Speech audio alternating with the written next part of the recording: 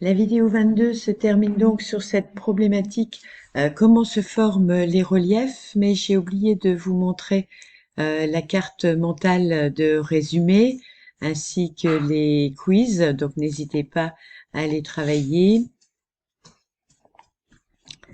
Et nous arrivons donc maintenant, hop, on y est presque, au grand C, la dynamique des zones de convergence, cette fois, qui terminera la géologie, correspondant au chapitre 11 du livre. Alors, sur cette image, nous avons une chaîne de montagnes, hein, donc un relief issu de la convergence, du rapprochement des plaques. Mais nous avons ici aussi une zone volcanique, résultant également de la convergence, mais plus de la subduction. Et donc, comme chiffre, on nous donne ce 30 000 qui est la longueur de l'ensemble des volcans de subduction, donc de ce type. C'est pas rien. En vidéo d'accroche, vous allez faire le QCM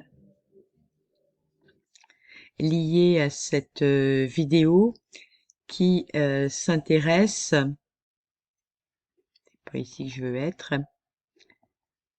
à la question comment surveiller le risque de tsunami en Méditerranée, donc qui est une vidéo du CEA qui explique comment on surveille, comment on peut travailler là-dessus.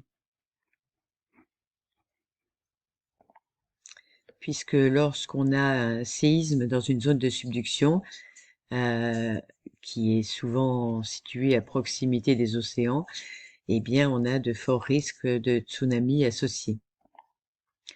Alors, on va parler donc des zones de subduction, avec tout d'abord les marqueurs de la subduction que vous allez identifier en TP. Euh, au, Tout d'abord, un des premiers marqueurs, c'est la fosse, qui est cette zone très profonde qui borde le continent sur lequel au niveau duquel il y a une subduction. Ici, il s'agit de la fosse Pérou-Chili. Nous avons précédemment parlé de la fosse des Mariannes, hein, comme étant la plus profonde du globe. Et donc, au niveau des fosses, on constate que les foyers des séismes se répartissent suivant un plan. Donc, vous allez faire une coupe perpendiculaire à la fosse des Andes. Vous allez donc suivre ce protocole très simple pour montrer que ces foyers sismiques suivent un plan incliné d'une épaisseur de 100 km qu'on appelle le plan de Wadati-Benioff, et souvent résumé le plan de Benioff, qui correspond en fait à la plaque plongeante. Donc il faut faire attention de dessiner, vous n'aurez vous que les points, c'est-à-dire les foyers sismiques. Il faudra donc faire attention de bien dessiner une plaque qui est d'épaisseur constante, c'est-à-dire pas comme présenté sur ce document de la page 244, puisque l'épaisseur ici doit être la même que l'épaisseur ici. Et cette plaque plongeante vient sous la plaque chevauchante, qui elle est une plaque continentale, donc qui est beaucoup plus épaisse. La partie supérieure est visible, la partie inférieure, eh bien vous la dessinez en la positionnant à la base des foyers sismiques. La tomographie sismique nous donne aussi de bonnes informations sur le plongement des plaques. On voit ici qu'on est au niveau d'une fosse et que là, on a le plongement de la plaque. Alors ces couleurs nous indiquent une anomalie et en l'occurrence nous indiquent que la plaque qui plonge est beaucoup plus froide que les zones profondes du globe qui les entourent. Donc on note que c'est une zone anormalement froide. C'est une anomalie qu'on appelle une anomalie positive, hein, représentée en bleu. donc une zone froide, c'est-à-dire extrêmement rigide. Bah, sinon, ça ne s'enfoncerait pas si ça ne l'était pas.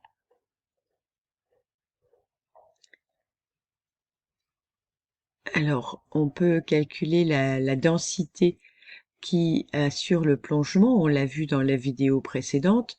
La densité va augmenter au fur et à mesure que la plaque s'épaissit en s'éloignant de la dorsale.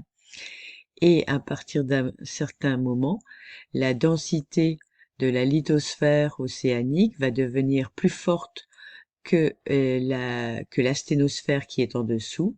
C'est à ce moment-là que la plaque va se mettre à plonger. Donc ce plan s'explique par le plongement d'une lithosphère océanique froide, donc rigide et cassante, dans la sténosphère qui est ductile. Vous devrez avoir donc à l'issue du TP ce type de représentation. Ce qui nous amène à la notion 41. La lithosphère océanique plonge en profondeur au niveau d'une zone de subduction. Les zones de subduction sont le siège d'un magmatisme sur la plaque chevauchante, donc les volcans que vous avez également mis en évidence avec le logiciel Sismologue, se trouvent sur la plaque chevauchante.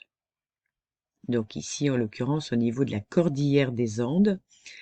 La cordillère des Andes est une chaîne de volcans. On arrive maintenant aux roches magmatiques de la subduction. Donc je reprends l'image de départ. Et on peut noter que le volcanisme de subduction, c'est un volcanisme explosif. Il se forme ce qu'on appelle des nuées ardentes. C'est ce que l'on voit ici. Le magma étant visqueux, il a du mal à sortir du volcan, donc on n'a pas une éruption avec de la lave rouge comme on le voit par exemple sur l'île de la Réunion ou à Hawaï, mais on a une explosion parce que le magma reste coincé dans la cheminée du volcan et à un moment donné, trop de pression vient comme un le bouchon, comme quand on ouvre le bouchon d'une bouteille de champagne ou d'une bouteille de bière qu'on aurait secouée, et donc bah, ça explose. Comme ça explose, il y a à la fois de l'eau et des poussières qui vont être expulsées, d'où ces nuées ardentes. On a ici la représentation de volcans sur l'île de Java, avec notamment ici, c'est le Bromo qui est représenté. Alors j'ai eu la chance de m'y rendre, et le Bromo, eh bien, il crache un coup de vapeur avec des débris à peu près toutes les 20 minutes.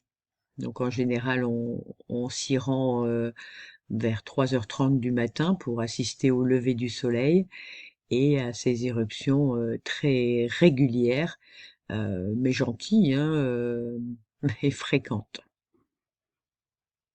Donc nous sommes en Indonésie. La plaque Eurasie est représentée ici en bleu, la plaque indo-australienne, et vous voyez la fosse qui est ici.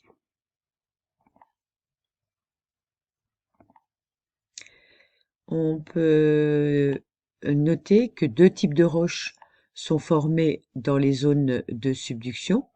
Alors on a ici une roche qui s'appelle l'andésite, du nom des Andes, de la cordillère des Andes bien entendu, puisque c'est une roche extrêmement fortement représentée en Amérique du Sud, sur ce côté euh, ouest. Vous remarquez que c'est une roche microlithique, hein, c'est-à-dire qu'il y a beaucoup de verre, tout ce qui est en noir, c'est du magma qui n'a pas eu le temps de cristalliser. Quelques petits phénocristaux, quelques petits, pardon, microlithes, je voulais aller trop vite, de plagioclase fort probablement, mais c'est difficile d'en être certain, tellement ils sont petits, et quelques phénocristaux, c'est-à-dire cristaux plus grands qui ont cristallisé auparavant, comme un plagioclase ici, ou encore une amphibole ici, mais des minéraux qui sont relativement petits. Ici, une granodiorite, donc une roche voisine du granit, euh, qui a cette fois une texture grenue, c'est-à-dire qu'il n'y a pas d'espace libre. Ici, on voit du noir, mais ce n'est pas ce noir-là, ce sont des cristaux de quartz qui ont cristallisé en fin de cristallisation, en fin de refroidissement. On y trouve des plagioclases, des amphiboles, du quartz, des feldspaths alcalins de type orthose, mais tout ceci a une texture grenue, d'où le terme de grano d'ailleurs diorite, qui se forme par un refroidissement lent cette fois et donc en profondeur du magma.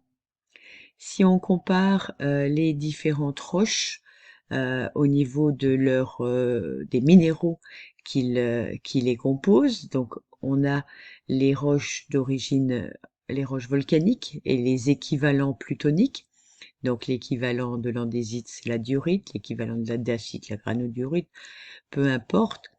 Vous avez ici les roches, donc qu'elles soient volcaniques ou plutoniques, vont avoir la même composition, hein, on l'a déjà vu pour granit et gabbro.